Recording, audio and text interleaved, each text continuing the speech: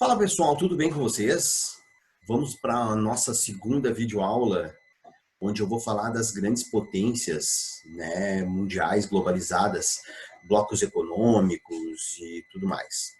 Eu preparei um PowerPoint, que geralmente eu passaria esse PowerPoint para vocês em duas aulas lá ao vivo e a cores, mas vou passar agora aqui para vocês então, certo? Como é que foram de Páscoa? Guardaram o chocolatinho para mim? É isso aí. Roda a vinheta? Não, não tem vinheta ainda, tá bom? Vamos lá. Bom, gente, eis aqui globalização, né, que é o nosso assunto. Então, um mundo globalizado, aquela coisa toda que eu já falei desde o início do trimestre, aquela a cultura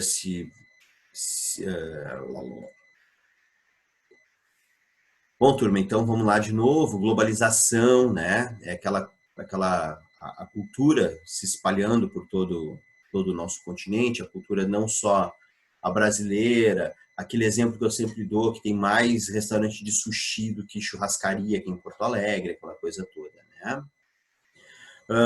Interligação, interdependência, né? Alterações do capitalismo, a expansão do capitalismo são os blocos econômicos, né? A primeira fase da globalização se inicia lá com as grandes navegações, aquilo tudo que a gente já falou, né? A segunda fase na Revolução Industrial, lá no século XVIII, urbanização, industrialização, aumento da produção, isso a gente viu tudo ano passado. A fase atual das empresas multinacionais, os produtos extremamente modernos e tecnologia bem avançada. Isso aí vocês sabem, tudo isso aqui é só uma revisão, né? Então, algumas empresas que controlam, por exemplo, a Coca-Cola controla 50% praticamente dos refrigerantes, né?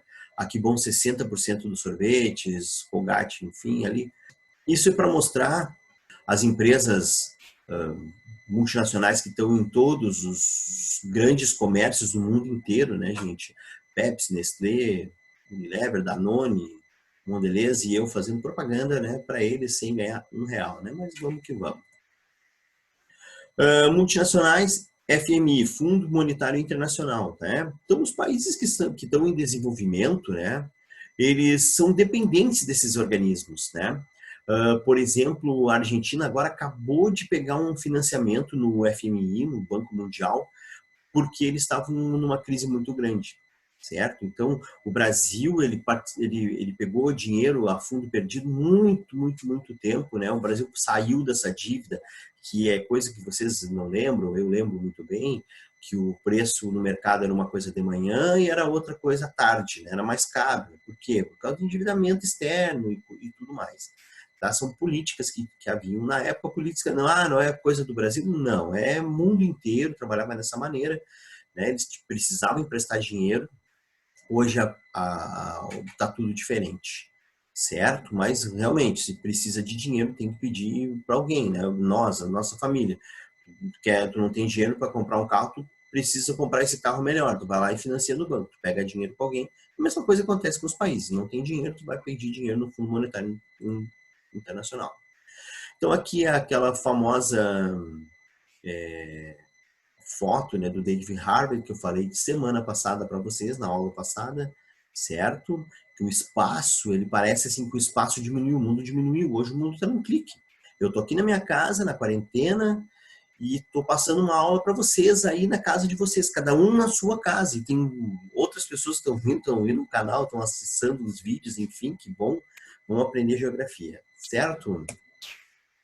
Então, globalização, o processo de integração dos países, né? A liberação econômica, a revolução dos transportes, a telecomunicação, popularização da internet, homogeneização da cultura e processo contraditório economicamente, certo?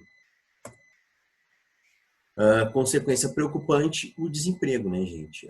Eu estava preparando agora uma aula para um sexto ano, se eu não estou enganado, estava falando lá de tecnologia e coisa e tal, e eu passei uns vídeos para eles olharem de carros autônomos. E aí comecei a pensar, né, que eu fiz uns questionamentos para eles, assim, mas daqui a pouco vai ter carro autônomo, vai ter ônibus autônomo. Hoje os caras estão brigando porque não tem um cobrador, né, que eles querem liberar os cobradores. Daqui a alguns anos eles vão estar brigando porque não vai ter motorista, né? Então, aquilo que a gente sempre fala, eu falei isso para vocês ano passado, eu me lembro, que hoje vocês estão preocupados com um mercado de trabalho e amanhã pode ser que esse mercado de trabalho que vocês estão entrando não tenha mais, né? A gente tem que sempre pensar nisso. Ah, hoje eu sou motorista, mas vai ter motorista por muito tempo? A Uber, por exemplo, está investindo forte com as montadoras de veículos para ter veículos autônomos, que não precisa ter motorista. Então, o que vai acontecer? Tu vai chamar o teu carro no Uber, não vai ter um motorista, não vai pagar mais dinheiro para o motorista. O dinheiro vai ficar todo para Uber. Olha que interessante. Então, essa é uma consequência preocupante do que é da globalização, que é o desemprego, certo? A internet é uma forma de ferramenta de globalização, isso todo mundo sabe. Olha o que é a globalização, né? Em 1990, inaugura o primeiro McDonald's na Rússia, né? Um símbolo do capitalismo, aquele símbolo assim, até então, a antiga União Soviética, né? Que era socialista, comunista, né? Hoje não são mais. Certo? Blocos econômicos, que é a aula de hoje. Toca a vinheta? Não tem vinheta, vamos que vamos. São associações de países, tá, que estabelecem uma relação econômica privilegiada entre eles. Tá? São algumas fases que tem uma zona de livre comércio, união aduaneira, mercado comum e união econômica e monetária.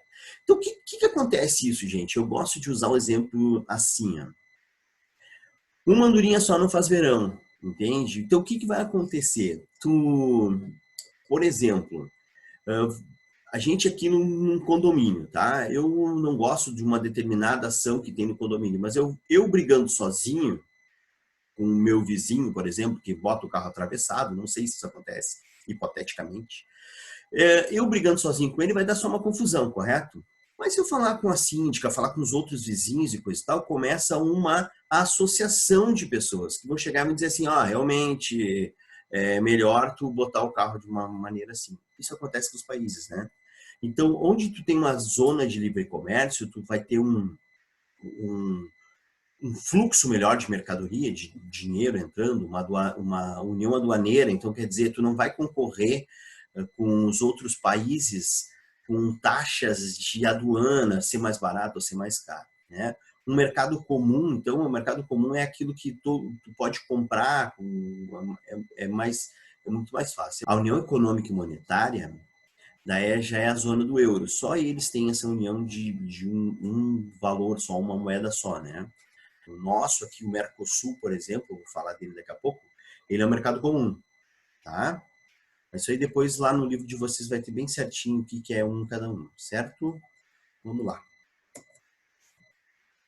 A União Europeia, tá? Então, pessoal, a União Europeia, em 1951, alguns países já começam a se unir a fim de conseguir um mercado melhor para eles mesmos trabalharem, tá? Então, eles vão juntando os mesmos valores aduaneiros e coisa e tal. E em 91, eles têm um tratado de Maastricht, né? Que entra em vigor a União Europeia. Então, com a união de todos os países, né? Então, tem uma livre circulação de bens, serviços e capital. União política, união monetária e econômica. Após 2004, 25 países do leste europeu são anexados à União Europeia, né? Aí entra a moeda única, que é o euro. Quem não é membro lá é a Noruega e a Suíça, eles não são membros da União Europeia, certo?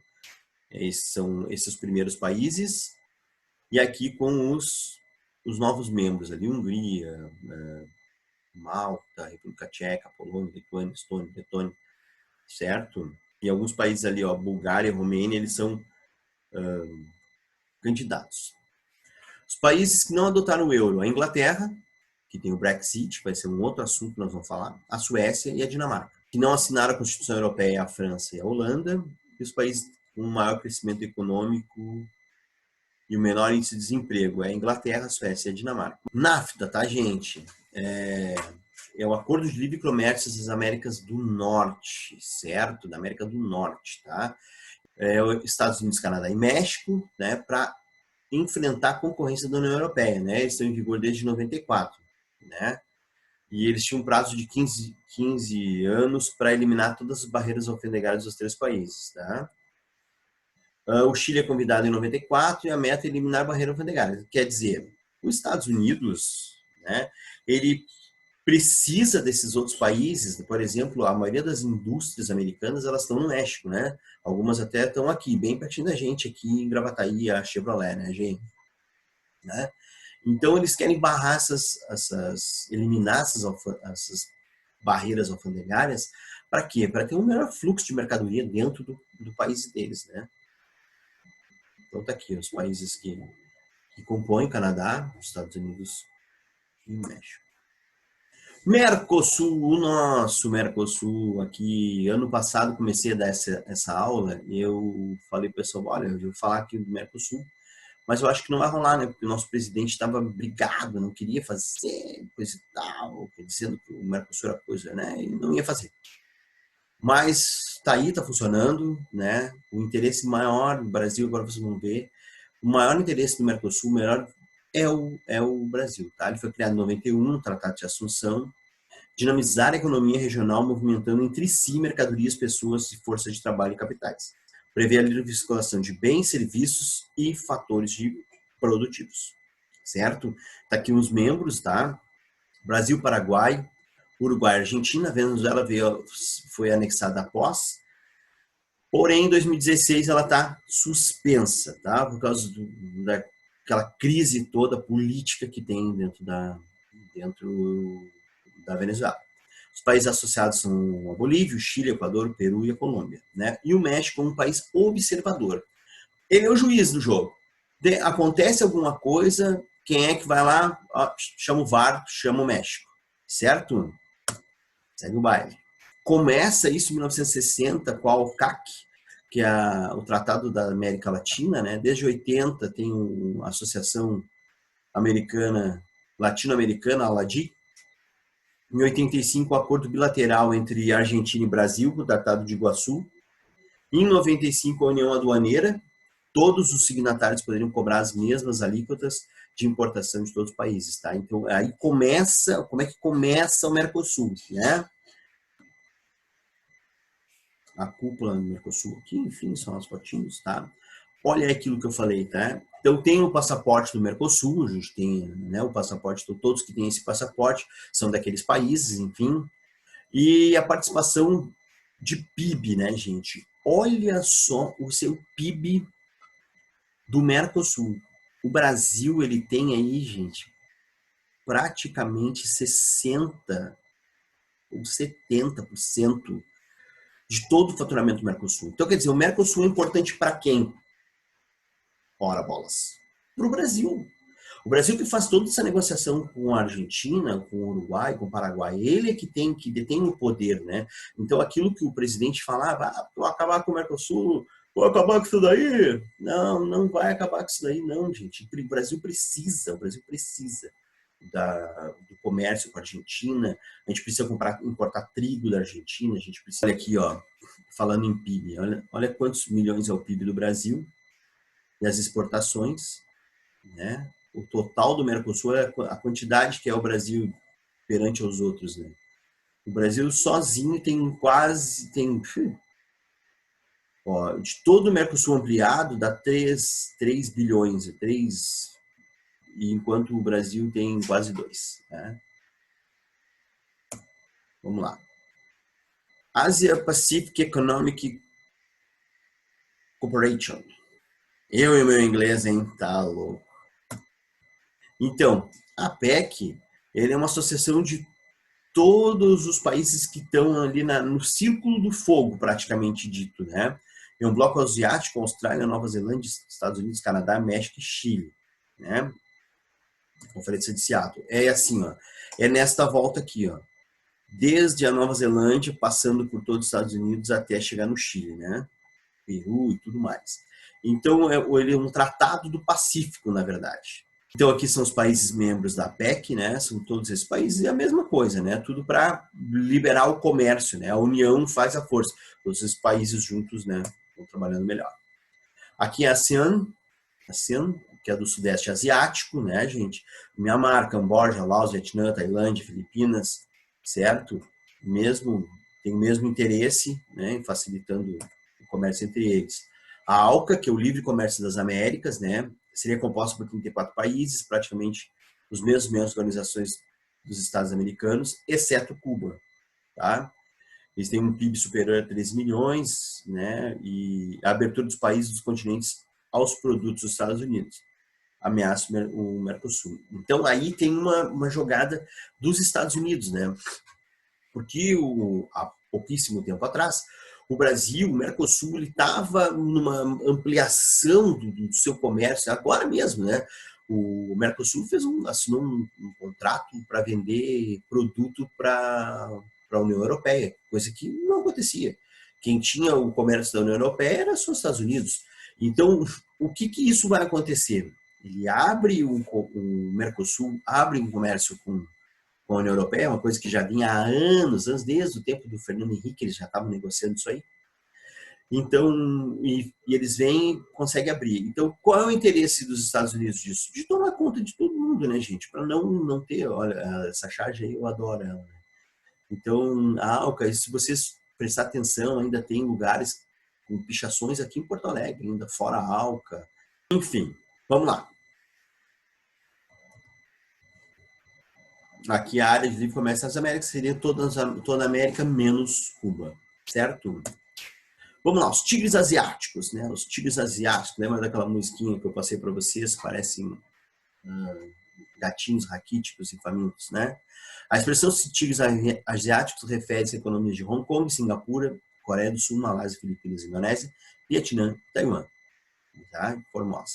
Esses territórios são países que apresentam grandes taxas de crescimento de rápida industrialização entre a década de 60 e 90. Tá? Eles têm um investimento pesadíssimo em educação, que vem uma melhora do sistema universitário, né? Uma abundância de mão de obra barata e fizeram uma reforma agrária. É uma coisa que eu sempre falo para vocês, que quer melhorar um país, dá educação para as pessoas. Dá educação para as pessoas, pois só vai, certo? Fatores de desenvolvimento, né? Investimento em capital externo, Japão, luta contra o socialismo, certo? Porque ali tem o socialismo impera ali, com a China, né? Então, são países que eles não são, né, socialistas, são países capitalistas, né? Então, tem todo um comércio voltado para o comércio externo, né? Há pouquíssimo tempo atrás, década de 90, tudo era made in Taiwan, tudo era made in Malésia, né? Hoje é tudo made in China, né? Então, isso aqui, gente, é a influência dos principais blocos econômicos que tem, né? Os blocos econômicos americanos, que fazem um livre comércio com a América praticamente dito, o bloco europeu, e os blocos do Pacífico ali. Certo? Então tá, pessoal, fico por aqui com mais essa videoaula com vocês. Estou morrendo de saudade da galera. Olha, segue no vigor desde todo bom. Uma faldinha aqui, ó. Opa, puxa, depois eu gravo de novo.